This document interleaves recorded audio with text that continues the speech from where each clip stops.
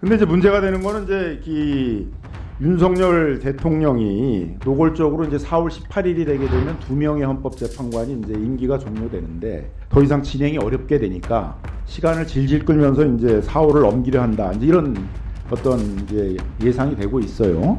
거기다 또 한독수 직무대행도 또 시간 끌기를 좀 하고 있습니다.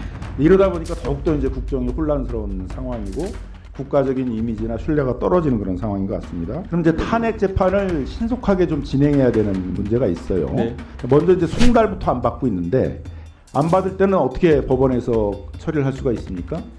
그다음에 이제 변호인을 선임하지 않고 이제 선임한다 그러면서 시간 질질 끌고 있는데 이런 것도 헌법재판소에서 필요하면 국선 변호인을 선임해가지고 진행할 수 있는 것이죠. 증거에 있어서도 국회에서 나와서 선서를 하고 증언한 내용에 대해서는 충분히 헌법재판소에서 증거 능력 다 인정할 수 있는 그런 것들이죠. 지금 후보자께서는 국가적 혼란식 이렇게 추상적으로 얘기했는데 아주 구체적으로 보게 되면은 뭐 여러 가지 혼란적인 상황이 있어요. 특히 외국인들이 우리 그 대한민국의 이 정치적 상황에 대한 좀 불신이 생기다 보니까 특히 자본이 외부로 많이 빠져나가면서 환율이 지금 1,450원대에 있는데 1,450원이면은 IMF 때하고 2008년 금융위기 때하고 레고랜드 사태라고 그래서 굉장히 경제 위기 상황 때만 있었던 현상이에요. 근데 이게 지금 굉장히 장기화되고 있어요. 상당히 좀 불안한 상황입니다. 또 트럼프 정부가 1월 달에 이제 등장을 하는데 트럼프 정부하고 당장 협상을 해야 될 것들이 많이 있는데 우리가 이렇게 그 정치가 안정되지 않다 보니까 트럼프 정부가 이제 대한민국을 패싱하는 코리아 패싱 그런 것들도 있고요. 뭐 국가 신용 등급도 떨어지고 있고 국가 이미지도 굉장히 안 좋아지고 있고. 그래서 이제 국민들이 빨리 이 탄핵 국면이 좀 정리가 되고 그래서 탄핵 재판이 조기 종결되고 다시 이제 선거를 통해서 민주적 정부가 빨리 들어서길 바란다. 뭐 이런 것들이 일반적인 여론인 것 같습니다. 어떻게 생각하세요? 제가 언론 보도라든지 주변 분들하고 걱정하면서 나눈 말씀, 뭐 기본적으로 위원님 말씀하신 거하고 같은 인식을 하고 있습니다. 예, 그 다음 장으로 이제 넘어가 보겠습니다. 그래서 이제 이 탄핵 절차를 갖다가 빠르게 진행하는 것들이 그 사법부의 중요한 이제 사명이라고 저는 생각을 합니다. 박근혜 대통령 탄핵 절차 때 90일이 소요됐는데 그때는 이제 뭐 미르재단, 뭐 최순실, 뭐 뇌물 그래서 뇌물죄에 있어서도 여러 사건들이 있었고 직권남용죄 관련해서도 여러 가지 사건들이 있었고 뭐 외환 뭐 부분도 있었고 아주 여러 가지 사건들이 많았기 때문에 이제 시간이 많이 소요될 거로 예상을 했는데 그때도 90일 이내에는 끝났습니다. 3개월 내에는. 이번 사건의 경우에는 딱 두 개예요. 탄핵 내용이. 그 12.3 개헌과 이제 내란죄 두 가지만 이제 다루게 되어 있는데 뭐 이런 걸 본다면은 보통 그 재판을 진행하신 경험상 보게 되게 되면 이 두 가지 쟁점에 대해서만 한다고 보게 되면 집중 심리를 하면은 90일보다 훨씬 좀 적은 기간 내에 종료할 수 있다 이렇게 예상할 수 있는 것이죠. 제가 일반적으로 예상하기는 좀 어렵습니다. 그 점은 좀 특히 다른 국가 헌법기관이고 그다음에 피탄핵 소추인 측의 어떤 보통 이렇게 국민적인 관심이 있고 네네. 빨리 종결을 해야 되는 사건이다라고 있으면 네. 재판의 진행상 충분히 집중 심리를 통해 가지고 재판을 빨리 진행할 수는 있는 것이잖아요. 네, 전적으로 공감하는 말씀입니다.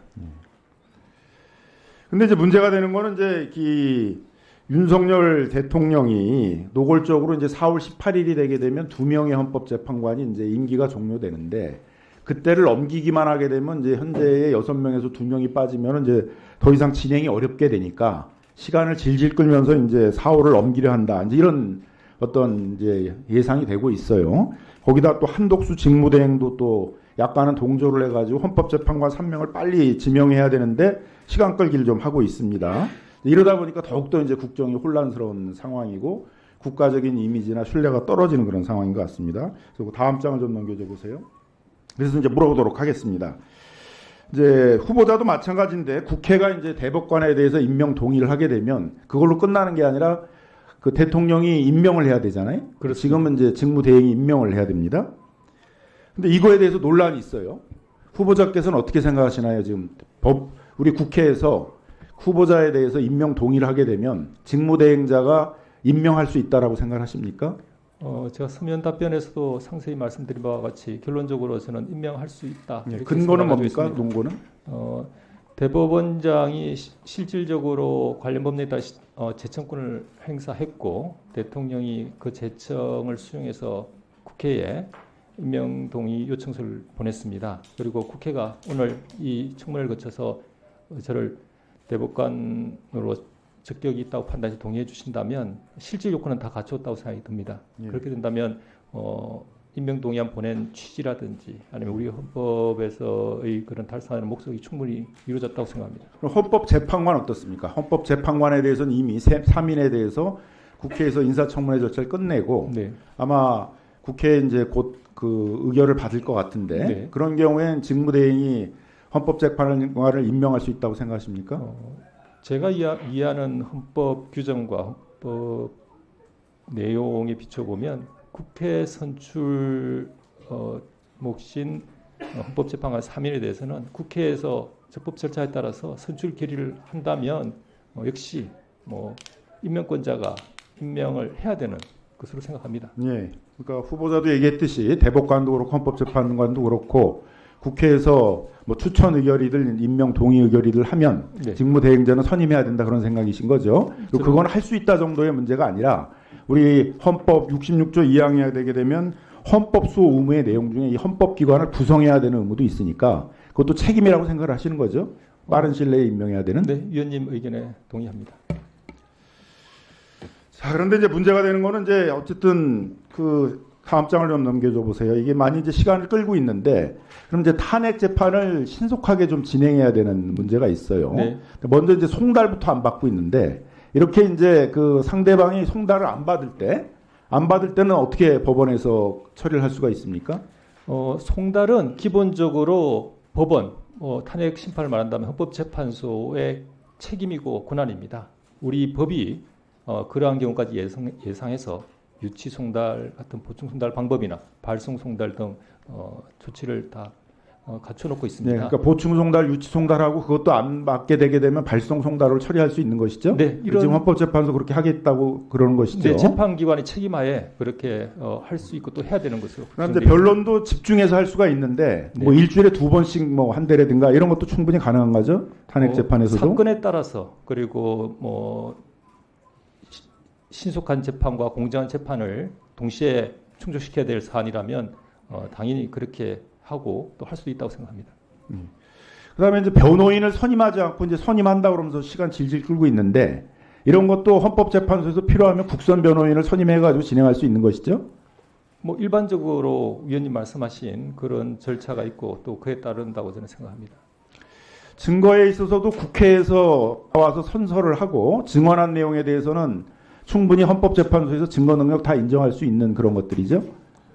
기본적으로 말씀하신 내용들은 공문서 형태고 또 진술의 하게 된 경위나 절차 같은 것이 엄정하기 때문에 말씀하신 것과 같이 처리할 수 있을 것 같습니다. 예, 그래서 이미 국회에서 이제 우리 국방위원회라든가 또 뭐 법사위원회라든가 뭐 그 행정위원회라든가 행정안전위원회라든가 이런 데서 이미 이제 주요 그 내란에 종사했던 분들이 나와가지고 대통령이 뭐 국회의원들을 그 국회에서 끌어내라 뭐 이렇게 얘기도 했고 체포조를 만들라 이런 얘기도 했다고 그러고 이런 이제 증언들을 다 했어요. 이런 증언들은 헌법재판소에서도 다 증거로 인정될 수 있는 것들이죠. 위원님 말씀하신 게 기본적으로 저는 동의합니다. 다만 그 부분은 아마 법률상으로는 증거 능력이고 그 내용을 그대로 믿느냐 신빙성의 문제는 그러니까 신빙성의 문제는 뭐 둘째인데 어쨌든 다 증거로서 사용할 수 있는 것들이잖아요. 저는 그렇게 위원님 말씀에 공감합니다. 자, 그래서 이제 계엄에 대해서 한번 좀 물어보겠습니다. 네. 12.3 계엄에 대해서 12.3 계엄이 전시 또는 사변에 준할 때 이제 하는 것들인데 대통령은 야당이 이제 뭐 예산을 삭감하고 뭐 탄핵 절차 같은 것들을 뭐 많이 진행을 했고 입법 폭주다 뭐 이런 걸로 이제 계엄을 선포했다고 그러는데 이건 계엄의 요건이 안 되는 것이죠? 어떻게 생각하십니까? 지금 구체적 사안이고 현안이기 때문에 그 재판을 담당할 후보자 입장에서는 명확한 답변을 드리기 어려운 점은 양해해 주셔야 믿습니다. 다만 그 요건이 소위 말하는 포섭이 쉽게 되는 명확한 그 요건에 맞는지 그렇게 쉽게 판단할 수 없는 아니 그 대통령이 일단 같습니다. 주장하는 걸 갖고 판단해 보세요. 그러니까 야당이 폭주를 했기 때문에 그게 계엄을 할 수 있는 요건이다가 되는지 단순히 그 부분 가지고는 뭐 쉽게 그렇게 생각하기는 어려울 것 같습니다. 그렇죠. 전시,